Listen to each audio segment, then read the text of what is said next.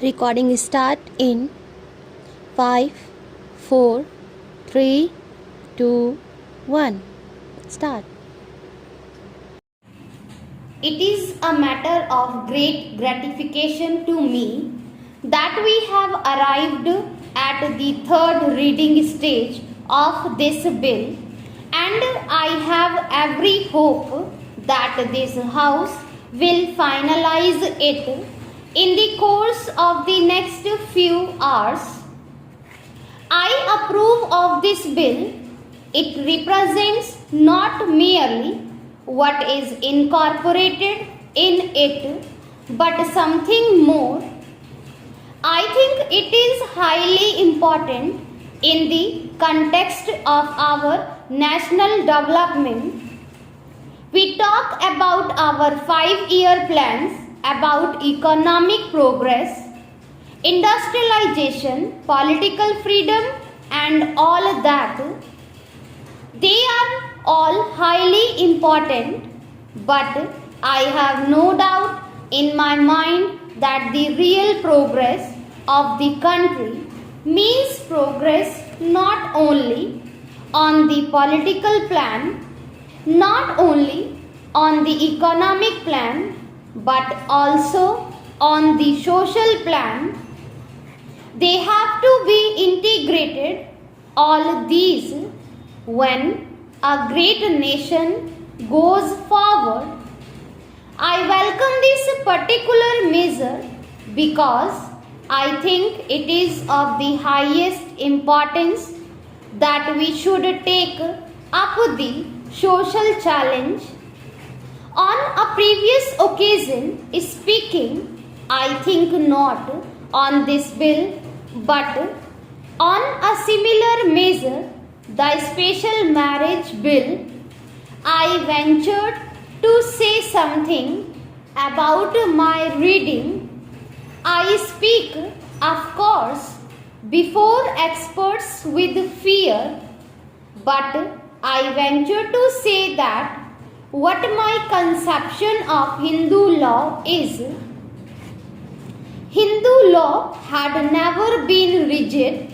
It had a certain dynamic element in it. Indeed, that was its strength. It was not a law of the statute book which could be changed at its will. It encouraged many kinds of customs to grow up. When they grew up, it acknowledged them. In fact, even today in India, there are so many varieties of Hindu law in the south, in the north, in the east, that it is very difficult to say that this is the one and the only Hindu law. There is a variety all over. Then again, everyone knows that a great majority of Hindus, apart from the few topmost caste, are governed by all kinds of customs. Would anyone here venture to say that they are not Hindus and drive them out of the Hindu fold? Surely not. Therefore, the essential quality of law in the old times was this dynamic quality. It did not change by decree or statute, but by allowing changes to creep in. This is why formal amendments were made in the Hindu law from time to time in this great country.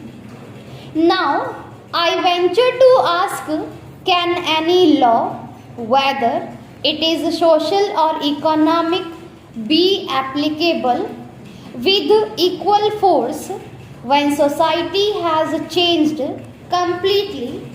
Let us take the India of 1,000 or 2,000 years ago. The population of India in those days was 100 of what it is today, and India was a community of a large number of villages and some small towns. Modern conditions are entirely different in the cities of Delhi, Calcutta, Bombay, and Madras. Industries are growing and new social relationships are being established. Can anyone say that while all these changes are making place in our social setup, certain things must remain unchanged? This bill has been discussed here for a few days, but behind it lie years and years of investigations. First, there was a committee which functioned for a number of years. Here in this parliament, this matter has come up for the last 3 years and a half years. Even before this parliament came into being, bills had repeatedly been moved. No subject, I take it, has been so much before the public and discussed so much as this particular subject of the reform of the Hindu law in regard to personal relationships. It was right that there should have been so much opportunity given for public consideration. House, it is an important measure.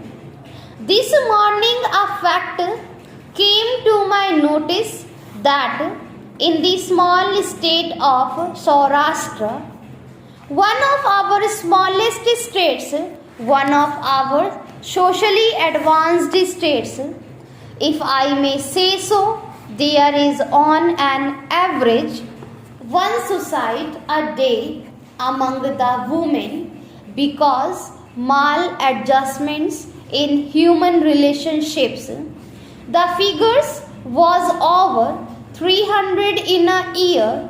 You can calculate the proportion it works out to in that state. These are authentic figures which the chief ministers of that state gave me. This shows the maladjustment and the difficulties that the women have to face. I have no doubt that similar statistics may be collected from other parts of India. I had the privilege of listening to the speech of the honorable member opposite. The more I listened to it, the more confused and surprised I got. He dealt at great length with what a sacrament is. What does it mean? A sacrament, I take it, is some ceremony which has a religious significance. A Hindu marriage is a religious ceremony undoubtedly, but does it mean that it is a sacrament to tie up people who bite, who hate each other, who make life hell for each other? Is that a sacrament or a samaskara? I do not understand. This has to be considered afresh.